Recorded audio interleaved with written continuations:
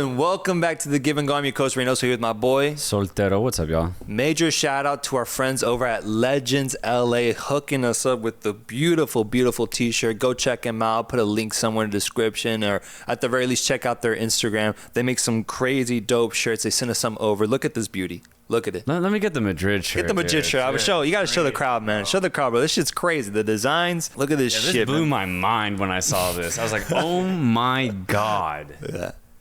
Look at that, bro. And you're not even a Madrid fan, bro. No, this is crazy. Show them the back. Show them the back. For Madrid fans out there, look at this. If you're a Madrid fan, you have to go buy yourself one of these, man. You have to. It's beautiful. Or at least this one, this Dino one I love, because we all love Dino. It's nuts, man. Shout out to our friends at Legendz LA. Check them out. An eventful week in football, brother. Yeah. It's so good to be alive, man.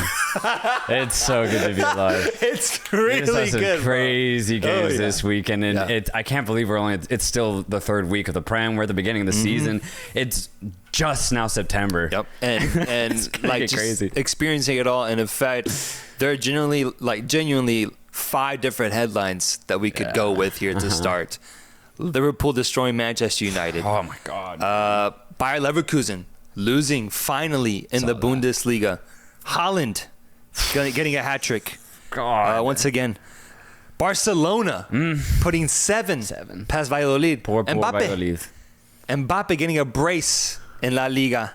Atleti, Korea game winner.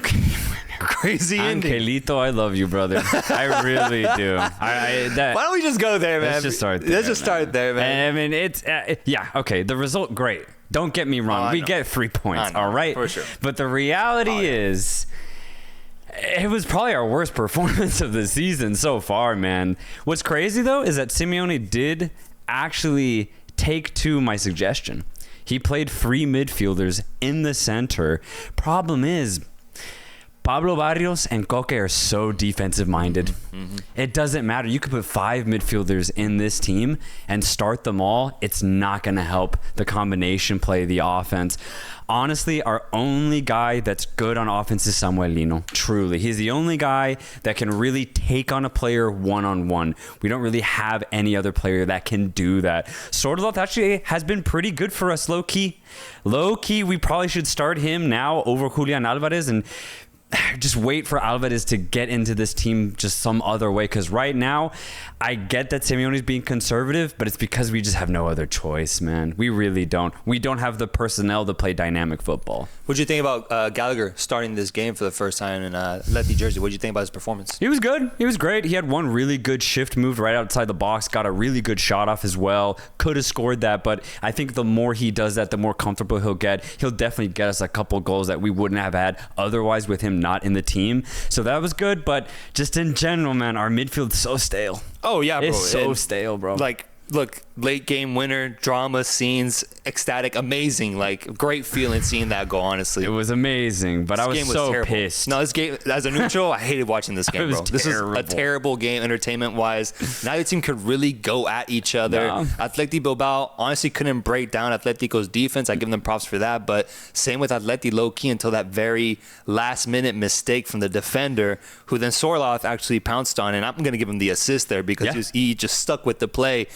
Feeds it to Correa, I believe, or at least the ball falls in Correa's path, and then the finish from Correa was inch perfect, bro. Yeah. Amazing. It was fantastic. I couldn't believe we actually got 3 points from this match, but what a mistake from Athletic center backs. Yeah. What a mistake. They just switched off the last play of the game, and they have a lapse in mentality, and it cost them. They also had an unbeaten streak going 20 matches at the San Mamés, unbeaten. And it was about to be 21 because it was going to be 0-0, but Correa changes that. Atletico get 3 points, man, but my God, like it's pure luck, honestly. If I'm really going to consider that.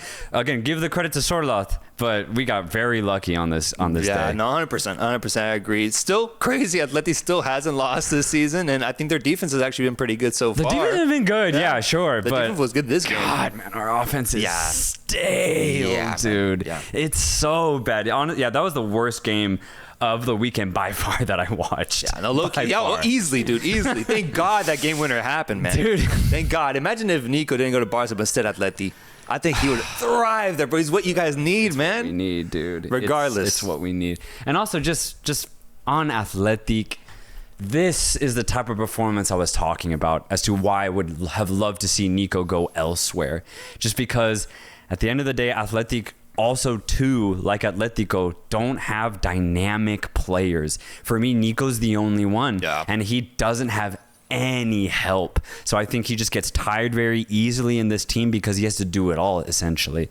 So, yeah, that's just kind of why I was negative, if you will, on Nico staying. But for Athletic, yeah, it's just going to be more of the same, man. Very tight games, not a lot of goals. Where we did have a lot of goals was over in Barcelona. We had Barca fans eager to hear us react to this game. Barca not scoring one, not two, not three, not four, not five, not six, seven goals against Real Valladolid. Good Lord, bro. What a performance. 7's crazy. 7 is nuts. Yeah. 7 is crazy in a league match, and the way that Barcelona did it, it was absolute domination. But the Real Valladolid side, man. Yeah. Probably got to be, that has to be the worst performance of the season from any team in any league so far. So far, just scoreline-wise, I didn't see the game, but seeing 7, that's disrespectful. But all credit to Barcelona for being ruthless. And I love the message it sends because Madrid, they've been struggling. They have a couple of draws. Atletico don't look that good, to be honest. Sociedad can't get a goal. Villarreal and Celta both did not win this weekend. But Barcelona, 7-0. What a statement. What a performance. And I think it's just going to be another classic 2-horse race this year. It's going to be Barcelona, Real Madrid. Yeah, dude. If you're a Barca fan, this must have been the perfect performance because literally everybody that you wanted to see go off did. Dani Olmo started this game and he hit the post twice, but he got himself a goal at the very end. Leva got himself a goal to maintain himself in the lead of the Pichichi as of this moment. Lamine Yamal once again recording either a goal or assist in a match that's now 4 straight games. Hell yeah. And then Rafinha putting in a great performance as well. His play has been great under Hansi Flick. You highlighted that last time that we talked about Barcelona. Barcelona is leading the table with a good gap right now, having won every single game. Barca ball is incredible. And just specifically on Yamal, just a fun question that I conjure up after seeing this incredible performance in the last 20 games that he's played, he has not lost, and he's contributed, I believe, 3 goals and 11 assists in that span. Where does he rank in terms of wingers in the world right now? Is he the best winger in the world? Is he a top 5, top 3 winger? Where does he land right now in this moment at 17 years of age? Because you still got Mo Salah putting up crazy numbers. I was going to say, Saka's still pretty good, all things considered. Yeah. Vinny's Vinny. Yeah, for sure. Vinicius is still, in my opinion, the best when he's truly working, when he's on it.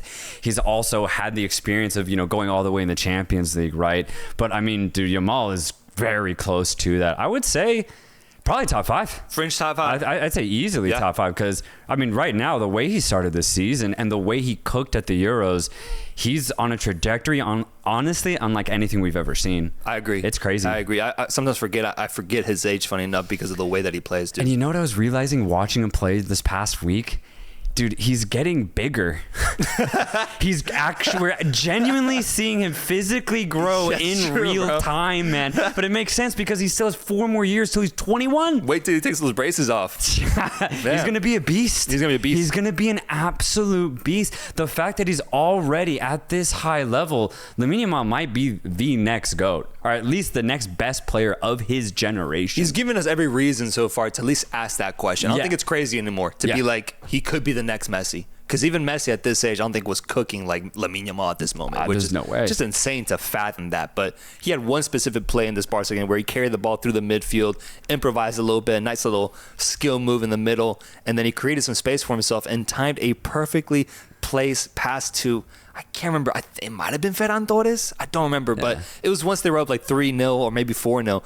Beautiful timed ball that looked like the type of pass that Messi sent wearing that same jersey. So I think Lamine Yamal is definitely a top 5 winger right now with the potential to be the best winger in the world once he really hits his prime. Yeah, this could be a really defining season for Lamine Yamal. And at 17 years of age, it's nuts to even think about. I'm so excited to see him play this year. Just in Champions League. And in the season this year too, the way Barcelona is starting, I mean, they look easily the best team in La Liga. So I think we're gonna get a great title run this year in Spain. I'm excited for that, bro. I'm excited for that. And I low-key want to see how they can do in the Champions League as well. Same. They continue playing at this level, dude. Staying in La Liga, let's look at the other result between Real Madrid and Real Betis today, where finally Mbappe gets on the score sheet. 2 goals in this game after Vinny gave him that second penalty and he put it past the goalkeeper easily.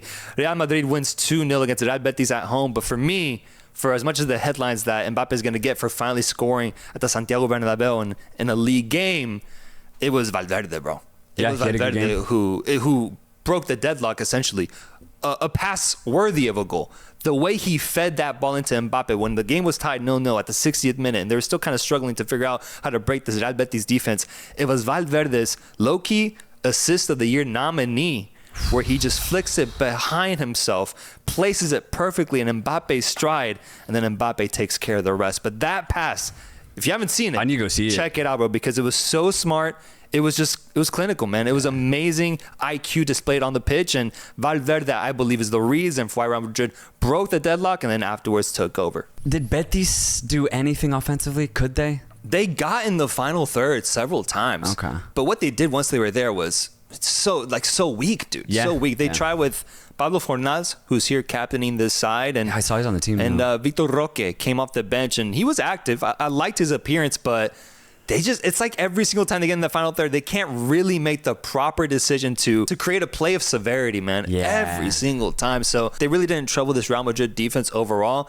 They did get there, though. Their ability to get into the final third is impressive. I mean, they do have a good midfield with Carvalho, who's been there for who knows how long, and then Johnny Cardoso, the USA midfielder as well. Their midfield is good, but I just think what they have up top is really, really weak, bro. Okay. Yeah, that honestly sounds like most Spanish teams when they play against Barcelona or Real Madrid. Yeah. Truly, like, the midfield play is great, but once the ball gets to the final third, I'm noticing very early on in this season, it completely breaks down for these Spanish sides, and Atletico's one of them too. No, 100%, dude. With those 3 major results happening between what will be the 3 top teams in La Liga, and Barcelona, Real Madrid, and Atletico Madrid. Barcelona currently leads the table with 12 points, 4 wins out of 4. Real Madrid in second place with 8, and Atletico Madrid in third place with 8 points. We're right there, technically. Oh, yeah, dude. Yeah, it's just... if we could just keep scrapping... Low key, we might be able to hold on for a minute, and that would make it a lot of fun for me. So I'm praying we can just keep scraping by, getting these 1-0 wins, and who knows, maybe when we host Barca or Real Madrid, we can pull off something crazy. I think that's what it'll come down to. That's what I have to. Those games, guys. Let's move on over to the Premier League. Let's look at what happened in the Premier League. Major headlines here with. Let me just start off with this: Liverpool dismantling, dominating, low key, embarrassing Manchester United. Liverpool made Man U look like a second division team. It was that bad of a performance from Man U at Old Trafford, mind Don't forget you. that, my friend. And it was that dominant of a performance from Liverpool. Seriously, if this is Liverpool already under Arne Slot, we have a crazy title race between Arsenal, Liverpool, and Manchester City this year. Arsenal, Liverpool, and Manchester City this year. It's gonna be crazy. Liverpool, dude, I mean, they were perfect. Absolutely perfect. What really got me about this performance is the spacing of Liverpool. They force their opponents into making these errors, and it's a little bit different than Klopp. Bro. It's completely different. It's a little bit more patient, but it's just as strong. And when they do win the ball back, that's when we see the pace of players like Mohamed Salah, Jota if he's playing, or especially Luis Diaz as we saw today. That's when they become very effective. And how clinical they are in front of goal, Liverpool's a force to be reckoned with, man. No, 100%. I was noticing that the way we used to gang and press and take the ball away from teams under Jurgen Klopp was usually right when we would lose it, especially in that first line of offense for the other team. The moment we lost it, we try to get it back immediately. What I notice now is we don't immediately get the ball back. We like to kind of sit back and be more calculated about our approach. And usually in that second and third line of offense, that's when we get the ball back. And usually we have Luis Diaz and Mo Salah just waiting up top on the wings. They don't come back. They just wait up there so you can just throw it up to them, and then they create havoc. And it's why we've seen Luis Diaz especially in 3 games so far under Arne Slot absolutely thrive and actually score goals, man, because that was a big problem with Luis Diaz under Klopp was he actually wasn't able to have that sort of end product consistently. And so that's a big thing to note. Mo Salah's play has been just incredible. Dude, the start he's had to this season, he looks like he's 25, 26. Yeah. It's prime Salah. He's completely back. He's completely back, bro. He has not slowed down. Best winger in Premier League history, bro. Straight up, man. The consistency from Mohamed Salah, it's better than Eden Hazard. It's better than any other winger I've seen in the Prem. Mohamed Salah, best winger in the Prem. I like how that sounds, man. You have to give him this credit because the way he's dominated, especially Manchester United throughout his entire tenure. I think, this is the 7th game in a row now that he scored against Manchester United. It's ridiculous when you consider that Manchester United are our biggest rivals as well, outside of Everton, of course. So it's just nuts, man, the way that this Liverpool team plays. And I'll even highlight Ryan Gravenberch, who has been playing immense football under Arne Slot in a position that's been, highly criticized for Liverpool in that defensive midfield role. I love how Slot has utilized him and has made him look now as a really formidable defensive midfielder who can also carry the ball forward and feed our offensive players. That's really important because Ryan Gravenberch, for as much criticism he got last season, it's important to remember that he's only 22 years old, bro. That's crazy. He's a young player, honestly. He has a lot of room to grow. And I think with Slot really guiding him, I think that might be the momentum needed so they can really thrive this season. So you can look all across the pitch for Liverpool in terms of players that thrived and have played well. Van Dijk also looks equally as amazing as Mo Salah, dude. Alisson has been so clutch for us so far too, as we've conceded 0 goals in 3 games so far. The only Premier League team to not concede a goal so far in the season. I mean, everything is just clicking at this moment, and it's just so contrasting when you look at Manchester United and you look at guys like Casemiro, bro.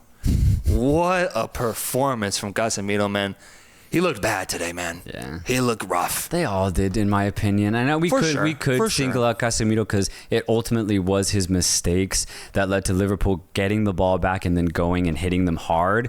But for me, it just, Man U had nothing to offer. They really don't. They don't have ball possessors in the middle of the pitch, and it really shows because all they can do is throw it up top. Fernandes, he does what he can do, but when he's feeding it to guys like Rashford and Garnacho, I mean, they're good players, but that's it. That's where the description ends. These aren't great players. They're not Luis Diaz. They're not Mohamed Salah. Not even close. So you get this product that ends up being a toothless offense. They have nothing to offer in that sense. But this is what I was talking about after seeing their game against Fulham, their opener. Like, Man U, they have good players, but when they play against a team that's better than them, they can't even compete. They're a small club, man. They spent so much money though. 600 million under Ten Hag's tenure, bro. It's ridiculous for the end product, man. It makes you want to throw up. Dude, I was thinking about this. You look at Liverpool and the scouting that they've done over the last couple of transfer windows, it's brilliant. The players that they've been able to get from all of these other leagues and they bring them together, it makes sense. It makes sense that Liverpool can reach these crazy heights. And you look at Man U, who have the same amount of spending power as Liverpool, and you get this product on. Ipswich played better against Liverpool. Ipswich played better. Isn't that blows my mind? Yeah. And Man U were at Old Trafford. Yeah. They were at home. The conditions couldn't have been better, and they got killed. It wasn't even a contest, and it's pathetic when you look at all of the players that they're getting. I wish. The way we criticize players, the way we criticize coaches, give me the names of the scouting team for every team out there so we can criticize the hell out of them, man, because Man U's scouting team, F grade, bro. Like, they suck. Yeah. The players that they're getting just don't make any sense. For example, their latest signing, Ugarte. Yeah. What is he going to do for this team? He's going to come. He's a great player. This is nothing on Ugarte, by the way.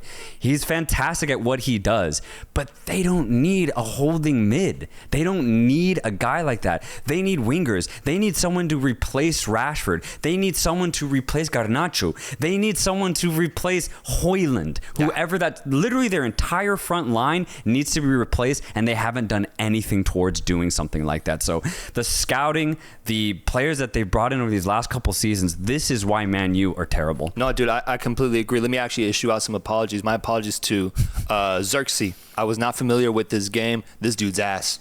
This dude is trash, bro. I thought he'd be way better. No, he's good. He's good. I'm just getting my jokes off. He's good. No, he's not that bad, but he was bad today, dude. That's the thing. He had 2 opportunities where they should have been in the back of the net, man. to at least give him some momentum, and both times basically scuffed it, dude. Yeah. So even their moves that I've seen so far, and even the players that they have right now, like apparently Mo Salah has scored more goals at Old Trafford than Garnacho.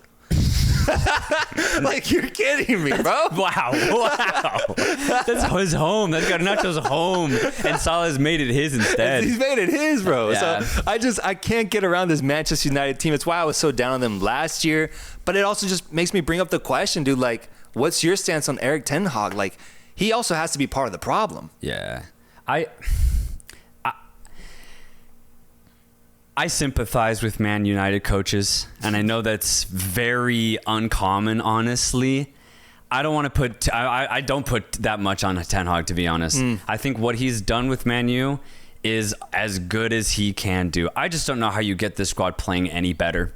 I really don't. Unless you go full conservative. Get Simeone in there. Sure, he could probably get you a little bit more points, but the football would be a little ugly. But that's the thing. That's what you have to revert to, because you simply do not have the personnel to play cutting-edge dynamic football. It's just not there. I think there should be a little bit more blame, because I do think he has a big role in the players that they get. I mean, a lot of these guys are ex-Ajax players as well. And it's crazy that of all the Ajax players on the field, especially for Manchester United, the one that stood out the most today was Ryan Gravenberch, who was an ex-Ajax player, man. It's almost like they got the wrong guy. The league was solid in his moments, but still, dude, like, I think he's part of the problem as well, and he deserves blame too. If he's getting these players and he's actually asking for them, and it's not some other external scouting team, then yeah, definitely I'll put the blame on him. But as far as tactics, like I said, man, you play an offense that requires them to be clinical because they don't have the ability to sustain possession. So that's why when I see Man U play the way they do, it just makes sense to me. They don't have midfielders like Liverpool does, right? Or midfielders that Arsenal or Manchester City have. So when I see the product, it makes sense to me, but it's not good enough. It's just not good enough. Yeah. Why don't we flip the conversation over to Manchester United's rivals in Manchester City, who just represents something completely different when it comes to performance on the pitch after defeating West Ham this weekend 3-1. Erling Haaland is the story here, getting yet another hat-trick, 2 consecutive hat-tricks, and I think he's now in double digits in terms of hat-tricks in the Premier League. I think it's something like 70 goals in 69 games in the Prem or something like that, bro. Mm-hmm. It is ridiculous. The question that I want to ask right off the bat after seeing this result, seeing this performance is, regardless of numbers, right, because Alan Shearer obviously is the record holder, Harry Kane's in second for most goals in the Premier League, is Haaland the best striker that has ever graced the Prem? Huh. I think purely as a striker of the ball. That's kind of how I'm asking it. As a striker of the ball, I would argue yes. I would agree, brother. That second goal he scored against West Ham, where he just does one touch to set it up, and then the second touch is a hammer blow that puts it that blows it into the back of the net with no run-up. Yeah. No run-up. No other striker in the world right now can score a goal like that. That truly was a one-of-a-kind type of goal. Only Erling Haaland can score a goal like that. My jaw was on the fucking floor when he scored that goal. It was stupid. It was ridiculous. It's unlike anything I've ever seen. So that's why I will go as far to say, as far as striking the ball is concerned in the Premier League at this level, Erling Haaland might be one of the best to ever do it. Oh, I think he already is, dude. I think he is the most talented striker we've ever seen. What's scary and what I'm noticing this season, his all-around game is getting better. His touches are getting better. The way that he connects with players is getting much better. There's one play where he connected so well with Rico Lewis on a quick give and go. And Lewis ain't a finisher, so he just guided absolutely. Oh, yeah, I remember that, yeah. But the touch and the setup I thought was really, really good from Haaland, where in past years, maybe it's a little too heavy or maybe it's just not quick enough. He's young, dude. That's the crazy thing. He's young, and his game is only going to get better. So, I mean, I saw a take online where some other football podcast, but I completely agree. They were like, if we're being honest, man, if Haaland plays 10 years in the Prem, he's going to smash every single record, and it's probably not going to be close. 3 games in, he has 8 goals. 8. If you're a striker and you have 2 goals after 3 games, that's great. Mm-hmm. If you have 2 after 3, that's amazing. He has quadruple that amount. It's stupid. These numbers honestly aren't making any sense. 2 hat tricks back to back. Oh my God. And just the way that he's finishing. When he shapes to shoot, there's a certainty that I don't get with any other striker.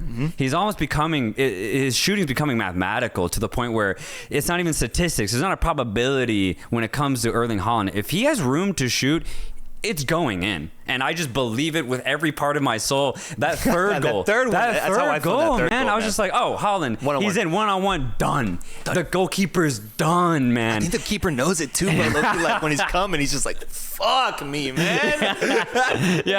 But the finish was crazy, though. It was so clinical. It was so precise, and it didn't even need to be, but Haaland's just putting these flair on every touch that he gets now. I agree. His level of play has drastically improved. I thought he was going to be this good last season. Since he wasn't, in my opinion, I thought he actually had a quiet year last year. 100%. I thought he had a quiet year. And because of that, I thought he had low-key peaked. Not peaked, but the idea that maybe he's not going to get that much better. But the way that he started this season, if he's scoring goals like this, Manchester City will be unstoppable. Oh, yeah, man. That's the scary part. That's the dangerous part. I think he is starting the season off with almost Ballon d'Or aspirations because you're right. Last year was a down year, ultimately looking at his career. And I think this year, everything's set up now for him to absolutely thrive. What's crazy about just Manchester City as a whole, they've done all this without Rodri or Phil Foden playing a single minute. Yeah. That's what's scary, man. Yeah. And that's why I just backed this team when it comes to winning the title because the weapons, the attitude they had, I thought they'd have a slower start to the season. They've been immense so far in 3 games against pretty good opponents too in Chelsea and West Ham. They look incredible so far. And yeah, I mean, we'll just have to keep up with Erling Haaland and see how high that number can go in terms of goal scoring in the Premier League. And, you know, wondering who's going to be able to slow down this Manchester City side, if only Arsenal or Liverpool. Yeah, I want Haaland to go off, honestly, just personally. Yeah. I want him to get like 45 goals. I want to see Cristiano Ronaldo prime Madrid numbers here. Like in the Prem. That's what I want to see. And if that means Manchester City end up winning their 5th title because of that, I'd be so happy to see it, man. And as of this moment, it does seem to be going that way because Arsenal has drawn to Brighton 1-1 in a game that had some controversy with Declan Rice getting a red card and a really goofy interaction that we can dissect if you want. But Arsenal dropping points against Brighton at home. A frustrating tie here. Your thoughts on the team that you have projected to win the title, please? Rice got. He got got. In what way? Bro. In what way? Like he got, man. Exposed. Veltman baited him. He baited him, dude. 100%. And you know what's even more insane about the situation is Veltman got Declan Rice off the pitch, and he also got to kick him. He got to fucking kick the shit out of him, Look, man. he committed a crime. He committed a crime. But that's ultimately, in my opinion, what this game came down to. Veltman asked the referee a question, and the referee responded with a sending off of Declan Rice. Thing is, rules are rules, man. Apparently, the Premier League have told the referees that if a player stops the resetting of play, like Rice technically did, it's an automatic yellow. So by that rule, if they're going to be consistent about it, then yes, it was the right move. It's so unlucky, though. That's how I see this. I think this is just pure bad luck because Veltman just rolls the ball right in front of Declan. And of course, he's just going to, put it to the side. Like, in my opinion, it should have just been no cards either way. Man. No, come on. Yeah. Yeah, for sure. No, for sure.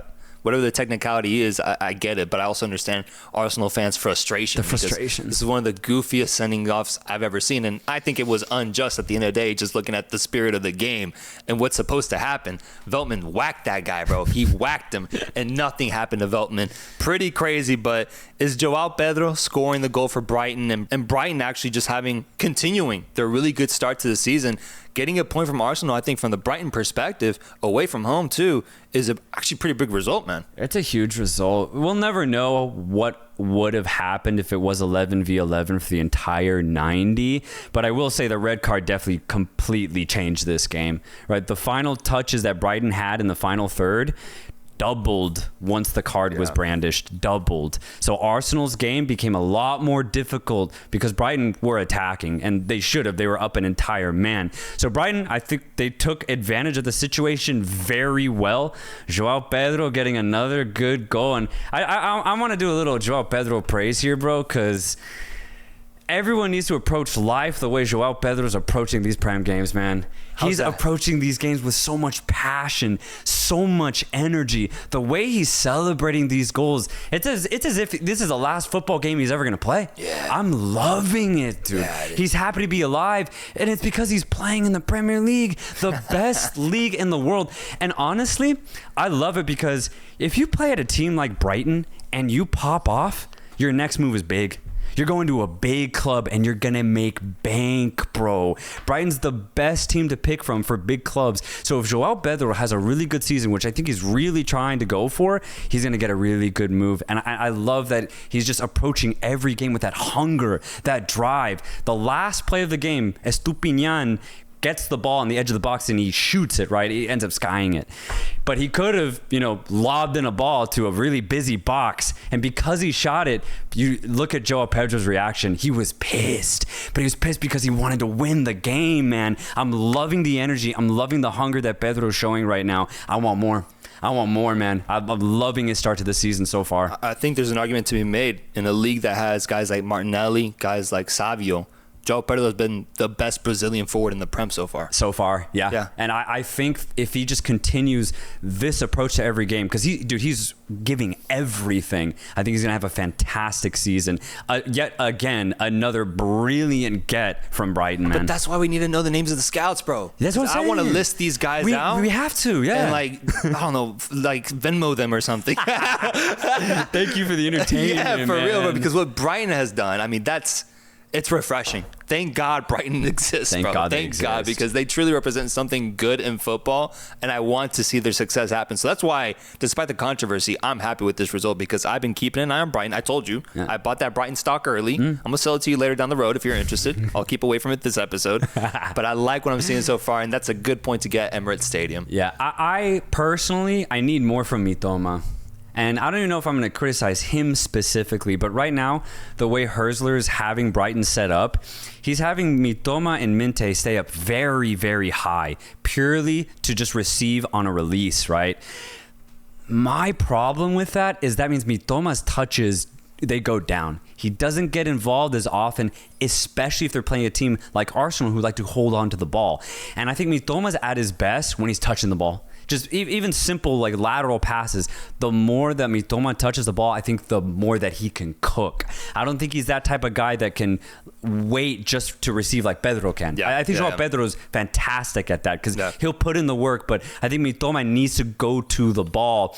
I'm wondering if he could have Minte as the sole release on the right wing and then have Mitoma cut inside more or come to the ball a little bit more just so he can get more involved. I think Mitoma can reach an insane level, especially if he's healthy. So I just want to see it. I want to see him get more touches. I want to see him get on the ball, but I do think Herzler, it's going to be up to him for that to happen. Yeah, I think that's what we see a lot in the early season is still tinkering, coaches tinkering with their players and getting settled in. Maybe that's just the impact of that, but I agree. I want to see Mitoma go off. If his health is kind to him, he has no reason not to, especially in this Brighton offense. Other Premier League games that actually don't involve like the top teams, we had a crazy game between Bournemouth and Everton. Oh, yeah? Yeah. I didn't see this one. And I found out because a lot of Everton fans DMing me to not talk about this game. And Everton's such an interesting team, bro, because they obviously don't have the resume or the trophies of a big club, but they get pretty close to having a big club type of support, at least here in the United States. But still, it's so interesting to see that they, of like the smaller teams in the Prem, tend to have a lot of support. Yeah. So I had a lot of fans DM me not to look at this result, not to look at the highlights, not to keep up with it, not to talk about them on the pod because Everton was having themselves an amazing game, up 2-0 after losing all first 3 games of theirs in the season. Finally, at home, they got momentum. Keane scored the first goal. The second one, I think, came from Calvert-Lewin.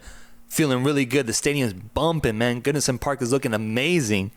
And then Bournemouth, of all teams, Bournemouth, who's made so many moves in the transfer window, has invested money, saw the rewards of their investments, getting 3 goals back to back to back. People are calling it one of the best comebacks in Premier League history, the way that they tied it and then went on to take the lead in the final minute through a header. Bournemouth wins 3-2. Everton gets their 4th loss in a row. Oh my God, they have 0 points. This is brutal, bro. It's brutal. I'm not here to laugh. Oh God. I'm here to highlight Bournemouth. That's bad, man. But then cover. I'm here for coverage. Yeah. And Everton got cooked. Hey, what a club, Bournemouth, by the way. What a club. But for Everton, man, I'd say the 3 worst teams in the Prem right now are Ipswich, Southampton, and unfortunately Everton. Wolves are very close to that, though. Yeah. I thought Everton were going to get relegated last year. Maybe I was a year off. I don't know, man. They can turn it around. They actually had a great season last year. They completely impressed and surprised me. They can turn this around. They do have quality players that can scrap, that can fight, that can survive relegation. So I'm not going to say they get relegated. I don't think they will. But what a horrible start for Everton. They have a lot of work they need to do if they plan on staying in this league, dude. Yeah. They really do. Elsewhere, we had results in the Bundesliga that stood out with Bayer Leverkusen finally losing for the first time in the Bundesliga in over a year now, man, with their incredible streak that they went on. They lose to Leipzig in a similar way in which Everton lost to Bournemouth after being up 2-0. Leipzig, who's having themselves a pretty good start to the season, gets a massive result away from home and puts an end to the Bayer never lose a narrative and defeats them in the Bundesliga. They pulled the Leverkusen on Leverkusen. They did, though. They really did. This is how it feels, but Leverkusen been doing that game in, game out. Finally, the luck comes to an end. Not that they were lucky, but I mean, some of their goals at the very death were, a bit lucky, but I think Leverkusen are going to be fine. Leipzig, though, I'm very glad that they're finding form, because when Leipzig, the players that they have this season, the football that they've played last season as well, I think they can reach a really good height this season, man. And so for them to get a result like this against, the next best team in the Bundesliga, this is super positive. This is exactly what I want to see, because Leipzig just play beautiful football. No, yeah, and they got great talents that are pretty young, so all they just need is really experience. You get another year of Xavi Simons, you get another year of Šeško as well up top. I like the players that they have also in the midfield. It looks really positive for RB Leipzig right now, and this result I think is going to give them all the momentum needed. So they're a team to watch, because it'd be cool to have a fun third team, if it's not Dortmund, challenge for the title outside of Bayer Leverkusen and Bayern Munich, who, by the way, won their game today 2-0 to stay at the top of the table. Yeah, actually second behind Heidenheim. Heidenheim are up top? Yeah, they're up top. They haven't lost yet. Yeah. Okay, nice. Yeah. Can we go to Liga MX? Let's go. Let's go Liga MX. Because I had my eyes on a couple results, just to list off a few. I'm not going to go deep on these, but Chivas beat Juarez 4-5-0. Saw that. Juarez is ass, though. I'm not even going to get into What's new, What's new? That team is good. Like, I don't feel for Everton fans. I truly feel for Juarez fans, dude. There's nothing there. This is what pisses me off about Mexico, in the sense that if promotion and relegation existed, it'd be so much better, because you would get teams like Juarez on a really bad year. You'd get them out of Liga MX, and you'd get a team that's just trying to do something for themselves, a team that would have won the second division getting into the Liga MX. It was so much better when it was like that, man. Yeah. It really was. I mean, León was the perfect story of that. Same with Tijuana. The football at the lower levels of Mexico, the passion's there, the infrastructure's technically there, but I can't believe Liga MX says no to it. They say no to it. Especially when there's such fun teams too. Like, I want to see if Cancun FC can ball. Right. The badge looks crazy. The vibes must be amazing. Like, I want to see what they would look like in the first division of Mexico. And for now, we're just not going to get that. Yeah. Or Morelia, for example, for their club to get back into the top division, it'd be amazing to see. But they just, it sucks. And then you just get shitty. Sorry. There you go. You just get shitty teams that have no pressure. Yeah. It doesn't matter. Juarez could lose every single game. It could be any team in Mexico, and it just doesn't matter. Yeah, it doesn't matter, which is so sad. It doesn't matter, but regardless, Chivas gets a massive win. Really good to see us blow out a team. I'm feeling good about them so far. They're a playoff team for sure. I just feel like I still need to personally see a few more games against better teams to really get a gauge of this Chivas team. Yeah. A team I am very high on, though, is Toluca, who I highlighted just a couple weeks ago, or last week, in their victory over San Luis at home. They faced off against Monterrey and Jesus Gallardo's return to his old team, and he scored a goal. It was a banger. Banger too, man. Yeah. And they won 2-1, and they got yet another result with Paulinho, I think, getting an assist. He doesn't stop contributing to goals. I just got to reiterate, I love this Toluca team, man. I really do. And like in terms of likability, this might be my favorite team in terms of how they're playing right now in Liga MX. I'm still a Chivas fan until I die. Gotta get that in there. No, but there was a crazy goal in the 87th minute. Isaías Violante, I believe is his name. A really good goal. Just a fantastic one-time finish. But yeah, Toluca, I actually saw the game because of what you said last week. I wanted to see this Toluca side.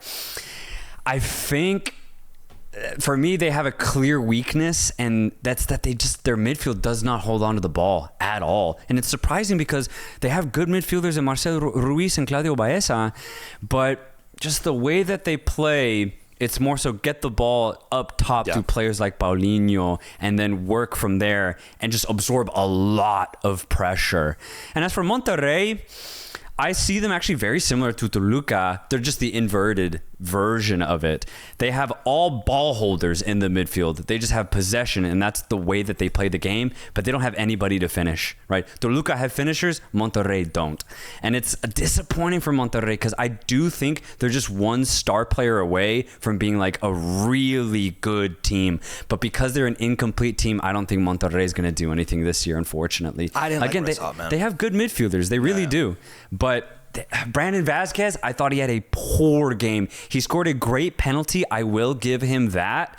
But he was so wasteful with his half chances, so wasteful. And also his hold-up play, he just gets bodied pretty easily. I don't know. I was pretty disappointed in the performance from Vazquez because the platform that Monterrey are giving him, he has the opportunity to pop off in Mexico. He has the opportunity, man. Monterrey's a good club, and they have some really good midfielders that can facilitate with him, but he's just not fully taking these chances. It's a little frustrating, man. dude. It's frustrating. If he was just more clinical, I mean, he'd be getting called up to the U.S. men's national team. Like, he'd be one of the better strikers in Liga MX because the midfield that Monterrey have is very good at distributing the ball up top to him, but he's just not doing anything with it. And for the narrative, like U.S. players in Mexico, I mean, look at Cade Cowell. I feel like this season he's really taken it upon himself to step up and, shine that light on his play that I think has been really productive for Chivas so far. I think he has 3 goals, 2 assists so far, which is pretty good for Liga MX standards. So it is disappointing from Brandon Vazquez that given the start he had last season, remember, was positive, that he hasn't been able to find a way to really continue it consistently, dude. Yeah, that's the problem.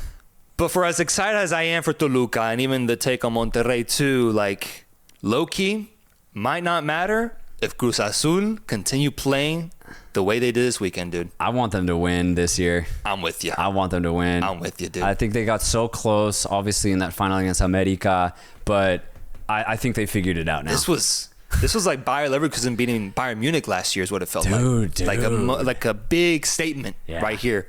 Beating them in El Clásico Joven 4-1, dude. America, who just defeated them in the final a few months ago, dude. This Cruz Azul team got major reinforcements in the offseason. They maintain Anselmi, who is showing so much passion and love for this team. My God, after every goal, you could tell there was a personal, almost vendetta that he has against America.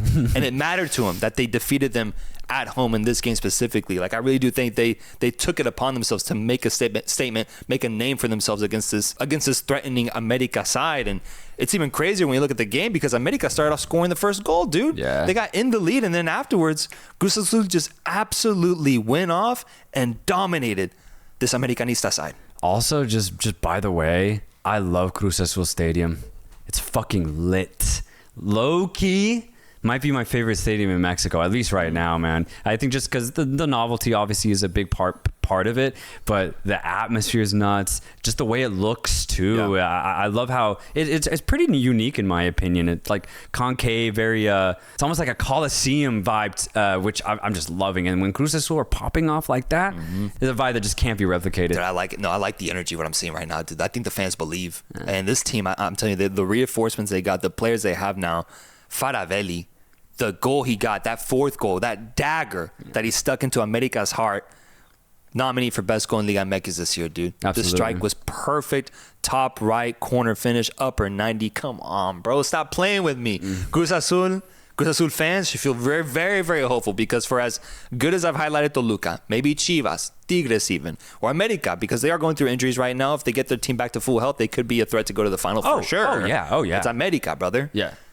I think if Cruz Azul continues this level of play, they should lift La Liga MX, man. Yeah, I hope so, man. I will say it is just a bit early. My only concern for Cruz Azul is just going to be the consistency aspect, but they have Anselmi. They've gotten very far before, so I really do back them to go all the way this year. Yeah, and just looking at one more thing I noticed in Liga MX, I got a few messages. I had to go do my scouting, get my research, and see what the fuck is up. People are saying we got a Mexican Lamine Yamal in Mexico right now. Okay.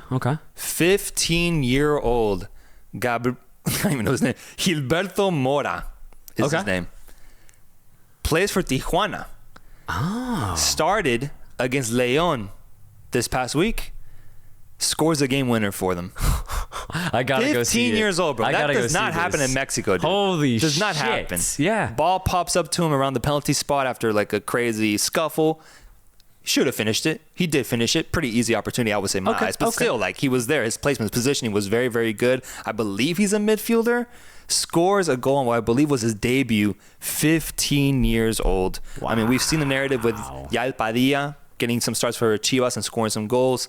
We have a nominee here, Gilberto Mora, 15 years old, scoring in Mexico. And I just love it because this is what Mexican teams should be doing. Maybe not 15-year-olds, but 16, 17, 18. Like, I just feel like it's pretty rare to see Liga MX teams give these youngsters a chance on the big stage. So I'm all for it, bro. I love what he represents and the excitement that he gives, because the fact that he actually scored a game-winning goal against León is really notable to me. And I'm interested to see how he does. Maybe he doesn't do anything for the rest of the year, but at the very least, I'm interested now to see what a 15-year-old in Liga MX can do. Oh, this is so rare, especially for Mexico. Even the USA, like, this is super, super rare. So, yeah, I got to get you the Tijuana game now. I'm really curious to see what his minutes are going to look like for the rest of the season, especially since he's already scored. Yeah, it's really just interesting. Crazy, dude. 15 years old scoring a goal is just crazy to me, man. Yeah. Crazy. Last game that I at least kept an eye on is actually over in Brazil, at Brasileirão, I believe, with number 1 going up against number 2. Botafogo against Fortaleza. Oh, no way. So Fortaleza, who's in the Copa Sudamericana, looking to defend the title, and we mentioned as one of the favorites to do that. Yeah. And Botafogo as my pick to win La Copa Libertadores as the number 1 favorite at this moment because of their placement in the league. Where were we? Were we in Botafogo or Botafogo, we were in Botafogo? Yeah. Okay. So what do you think happened? It has to be a Botafogo win if they're serious. They're serious. Yeah, and it is. Okay, good. It is. It's a Botafogo 2-0 win. Ooh, nice. And based off of what I saw, it looked pretty convincing.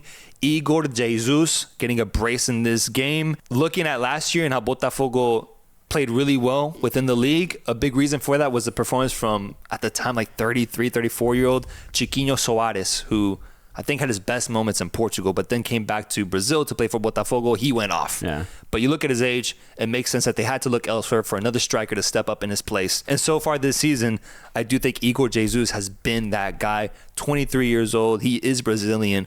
He stepped up today and scored 2 major goals to give them a victory over Fortaleza to create a gap up top. I mentioned it before in our Copa Libertadores preview. I think Botafogo is the real deal. Nice. Will they win the Brazilian League? I don't know. But I think either they win the Brazilian League or La Copa Libertadores. One of those 2 things will happen because the way they're playing right now, it truly would be a shame if they go trophyless this season once again after what happened last year. So big win, but we'll have to wait and see what happens. And maybe we get the double. Maybe they get the double, bro. For Botafogo, bro. It'd be dirty, bro. I want that, man. Yeah. I want that, man. I bought into this team last year and I was hurt by how they performed. I need to see it, bro. I need to see Botafogo get something out of the good era that they're in right now.